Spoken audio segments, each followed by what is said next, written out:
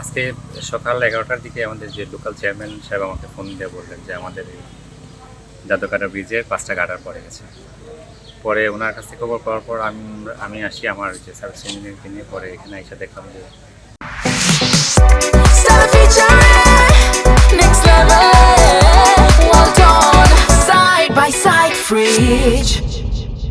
আসলে 5টা গার্ডার পড়ে গেছে। পরে এখানে লোকজনের সাথে কথা বলে যেটা জানতে পারলাম যে রাত্রে সাইক্লোন হয়েছে, এখানে অনেক গাছ নাকি উঠে ফেলছে। তো সাইক্লোনে 5টা গার্ডার ফেলে দিচ্ছে আর কি। আর এটা হচ্ছে ব্রিজের সর্বশেষ আপডেট হচ্ছে, যেটা আমাদের এই ব্রিজের কিছু কাজ বাকি ছিল, যেটা আমরা এস্টিমেট অনুমোদন করে এখন আবার নতুন করে টেন্ডার কল করা হয়েছে।